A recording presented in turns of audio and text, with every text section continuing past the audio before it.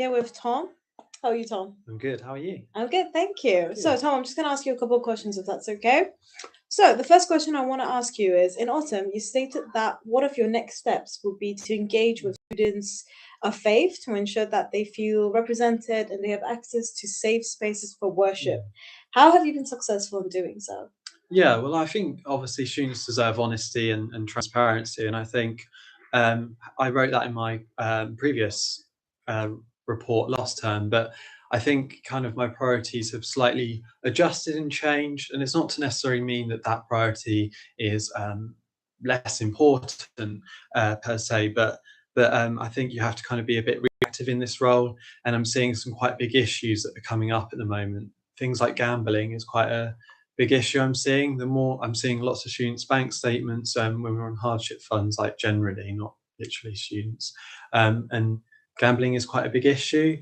So I'm kind of readjusting my kind of priorities here. But in terms of that, it doesn't mean I don't raise these issues with the university. And today's a good example. We had a meeting with the deputy director of commercial in the States, and they manage partly like the space and planning as well. And this is a perfect point we raised here, was that there needs to be more faith spaces on campus, and particularly in the central space like the library. And that's something that we're really keen on pushing for. But I'm always willing to engage and have an open door for any faith groups that want to work with me, and I'm always here for them.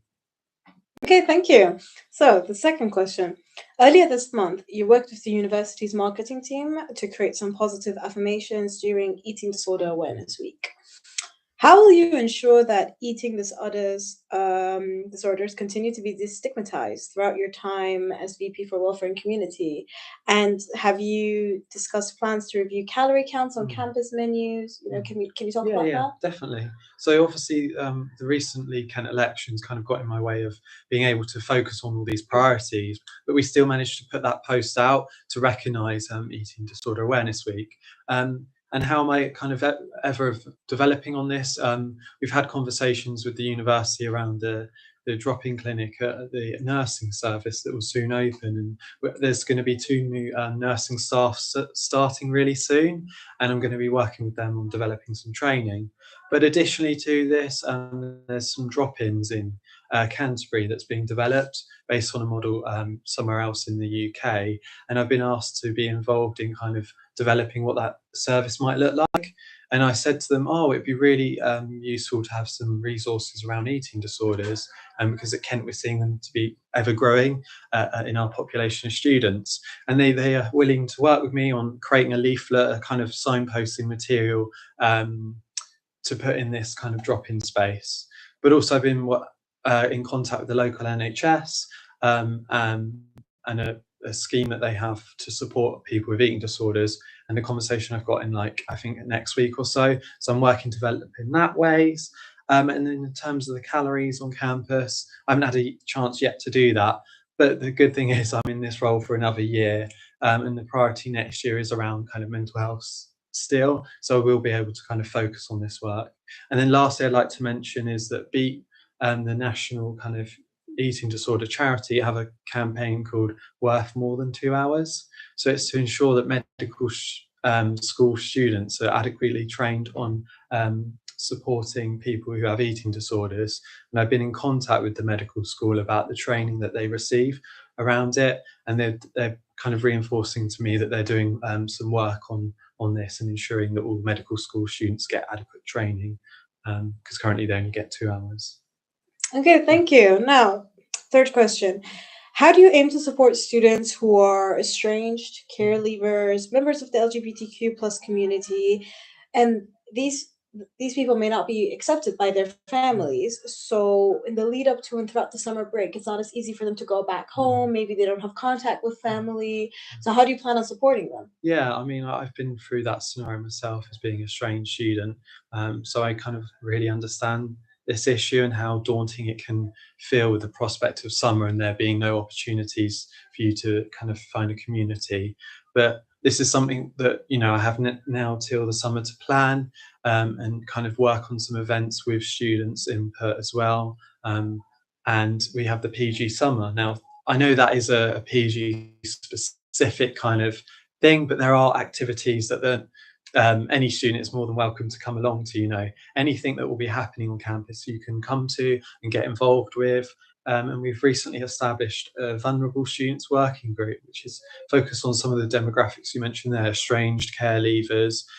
So this is discussions we can have in those spaces around what activities we're putting on for students over the summer, and in reinforcing the support and the services available to them.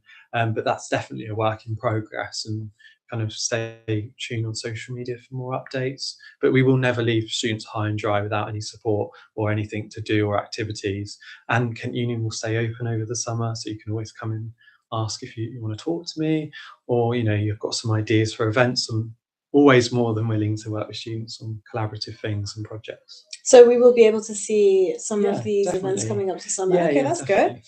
How will you ensure that students with hidden disabilities, maybe mental disabilities Yeah. or just disabilities that we Yeah. don't see, they're aware of the support available to them at the Mm. university? Yeah. Because not everyone is available, and No. not everyone is Yeah. aware of Yeah. the support that's there. Yeah, it's quite overwhelming, isn't it? There is a lot of different kind of communications that students receive, and people with hidden disabilities and perhaps learning difficulties might not necessarily, they might feel overwhelmed and overstimulated with all this information they're getting in their inbox. So it's really important that we're giving students digestible information that's easy to kind of engage with, and to understand and use. And I think like social media that we have at Kent Union has been really effective this year. It's we engage with lots of reels rather than text-based posts. Videos are more engaging. They kind of capture attention better than kind of long, lengthy emails and other things like that. So I think that's been really effective. And there are other ways too that I plan to kind of ensure that students get the information they need by kind of having conversations with students and spreading the word that way, and putting on events. So we had the Time to Talk Day event in the Nexus in February. I think this was a really good kind of chill space. We had rock painting. It was very kind of, there wasn't much commitment needed. You just come in and you just paint some rocks and really talk to us. And there's loads of information about different services, buddy scheme we have, Nightline. And I think it's those spaces that kind of are really easy to engage with. It's not really intense. There's no loud music, and students who might have kind of sensory needs, and it might overload their kind of sensory needs. It's like we have these spaces that are more chill and informal for students.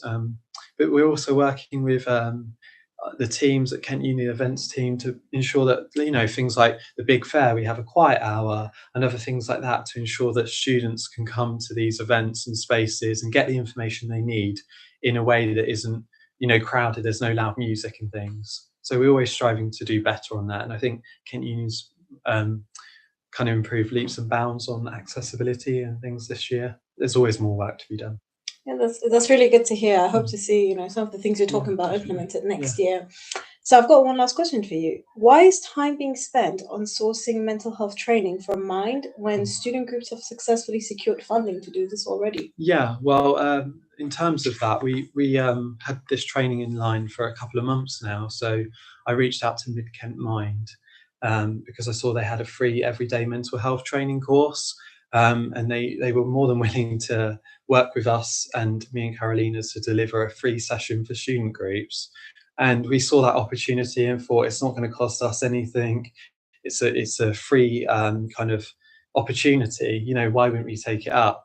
And we had this conversation several months ago, and we had planned to implement it a couple of months ago, but kind of with elections and other important things that have come in the way, it has stopped us being able to do that.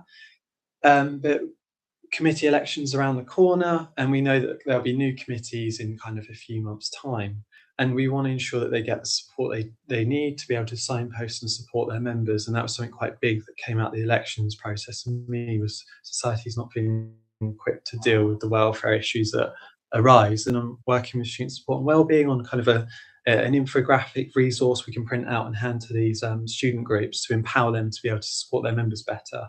But yeah, that's what I'd have to say on that one. Okay, that's good. So you're going to be VP Welfare next year. I hope you keep your promises. No, yeah, of course. And this is what spaces like this are for, is for students to keep me accountable, and I'm always more than willing to have conversations. Well, thank you for letting me hold you Thank you. accountable. Yeah, no This worries. is Shah, and I just finished interviewing Tom. Tom, it was great seeing you again. Thank you. You too.